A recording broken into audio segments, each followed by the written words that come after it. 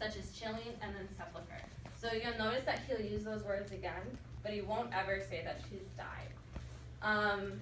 What else? Is there anything you guys put question marks next to in this stanza?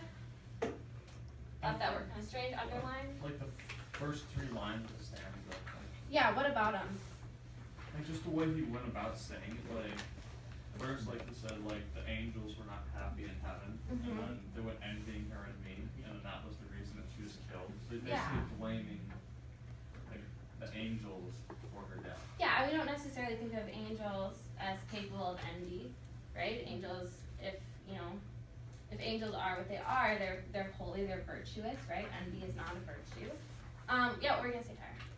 So like I found it kind of odd because this poem kind of relates to Romeo and Juliet, and that's another author. Mm-hmm. So that's Shakespeare. Yeah, so it's like it's kind of I found it kind of odd that the same pattern is happening. Yeah. And I don't know, did he even know about like Shakespeare? Shakespeare came before him, right? Mm-hmm. So I'm assuming he knew about him, and that's like he kind of went off of it. Yeah, I mean, there's a little bit of, I talked about that I think in the second period, there's a little bit of a Shakespearean element where there's like tension with their families maybe, and like she dies even though she's not dead. So it's kind of similar, kind of realizing it now. Yeah, pretty interesting. That's really cool that you can make those connections from other authors.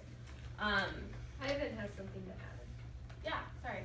I underlined and question mark the last line, chilling and killing my Annabelle Lee, because it kind of goes from the whole love deal to just her dying, and then the other part of it is just like it doesn't really explain how she died. Yeah. So why is that interesting? I mean, it's interesting because you don't just jump from love to death, Mm-hmm. And then like the question mark is because I still don't know how she died. Yeah, and so he blames the angels, but he doesn't really say how they did it. He just said a chill came over her and she died. Like, that's not a very great explanation. So maybe he is, he's just so grieving that he doesn't want to talk about it. Or maybe there's something else going on here. I guess we need to keep reading and figure it out, right? Do you guys have any other questions or points to add? No? Okay, so let's move on to the 5th stanza. This is my favorite stanza. But our love, it was stronger by far than the love of those who were older than we, of many far wiser than we, and neither the angels in heaven above nor the demons down under the sea can ever dissever my soul from the soul of the beautiful Annabelle Lee. What's happening in this stanza? Let's just start as I read it. What am I doing when I read it? He's kind of like rambling on. Mm-hmm. And what kind of punctuation is he missing? Periods, commas. So we notice that if you look at all these stanzas, scan the first 4 really quickly. Notice that there's commas in every single one. Even the 4th one, after angels and after night, there's semicolons. And then you notice this stanza where there isn't any punctuation until the end. So what is this lack of punctuation, this form, doing for us as readers? He doesn't stop, so then we keep doing what? As we're reading it, we speed up, right? Mm-hmm. Yeah, and so why do you think he does this? What effect does this have? Make it more dramatic. Make it more dramatic? Absolutely. Are there any other Add thoughts? some tension and emotion to it. Yeah. He's kind of like he said, the love to death. He's being very bare minimum, so he's not really telling much of what's happening. Mm-hmm. He's kind of letting us think about it, and then towards that he starts going and getting mad and showing his actual emotions. Yeah. He does show a little bit of emotion up there, but right now it's just hitting him and he's starting to get mad and want to rash out. Yeah, so we look at all his content and he's just yeah, it was so sad, I lost her. And now he's like, but our love was stronger than the love. And he goes on and lists all these people. So this is one of the questions on the back actually. How does the narrator states that his and Annabelle's love is stronger than what 2 groups of people? Who does he mention here that their love is stronger than? Older and wiser. Yeah, the people who are older and the people who are wiser. And so he's just getting really riled up here. And then this kind of anticipates the ending a little bit. So I'm just going to read the last stanza for you really quickly. For the moon never beams without bringing me dreams of the beautiful Annabelle Lee. And the stars never rise, but I feel the bright eyes of the beautiful Annabelle Lee. And so, all the night tide, I lie down by the side of my darling, my life, and my bride, in her sepulchre there by the sea, her tomb by the sounding sea. So at the beginning of this poem, he talks about it was many a year ago. So is this past, present, or future tense? Past. Okay. Now look at the stanza really quickly. I feel the bright eyes. I lie down by the side. What tense is this last stanza in? Past, present, or future?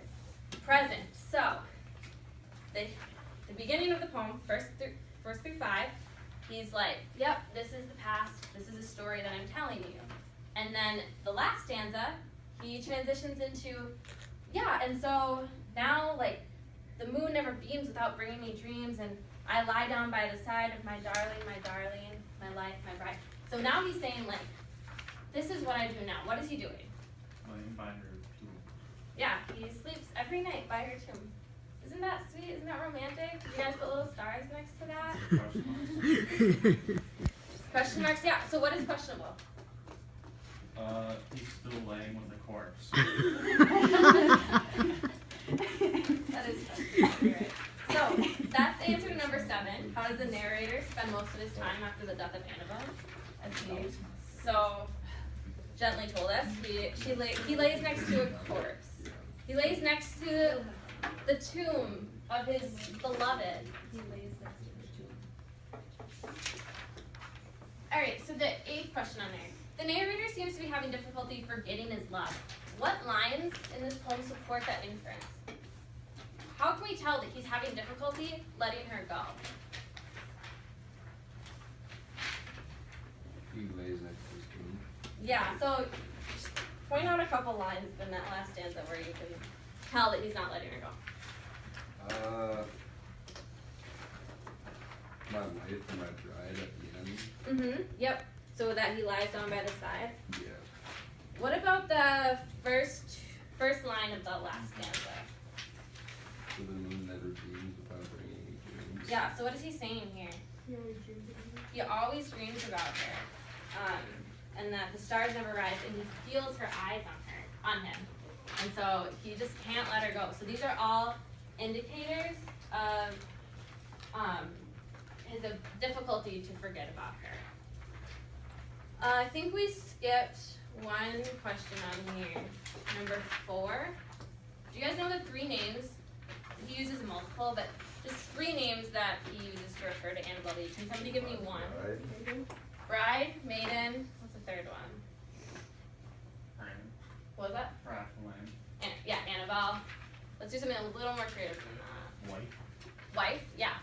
So, his life, his darling, his bride, maiden, beautiful. I guess these are all kind of names that he uses to refer to her. And I just think this is very interesting because the poem is called Annabelle Lee. Annabelle Lee is the thing that's said the most often in this poem, and then he still has names that he uses for her. So you can tell this is all that's going on in his consciousness. It's the only thing he thinks about. Very interesting, it can be very sweet. Like, he loves her very much, right? So, do you guys all have that written down, those first 8, or are there any that we missed? 2.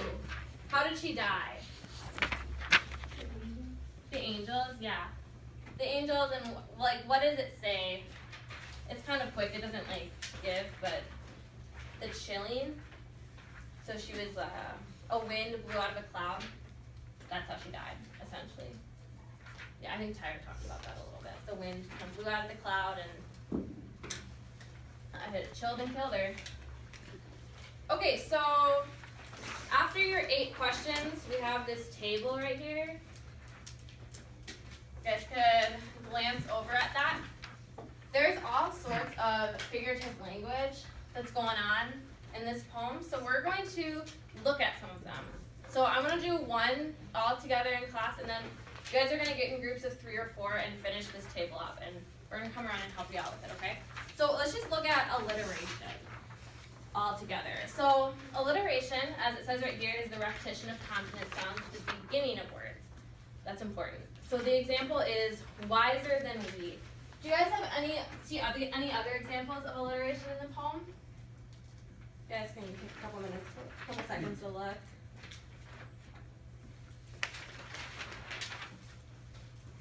So So the consonant sound at the beginning of the word.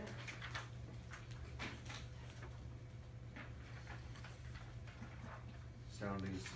Sounding C. Yep, that's a good one. Creates kind of a hissing sound at the end. Any other examples that you see? Half so happy in heaven. Half so happy in heaven. Yep. That is also alliteration because all of those H's, those consonants, are at the beginning of the word. Yeah, those are good ones. Okay, so I think that you guys have an understanding of that, and you can write those examples down. So you can just do one, you can do two, whatever. So let's get into groups of 3 or 4.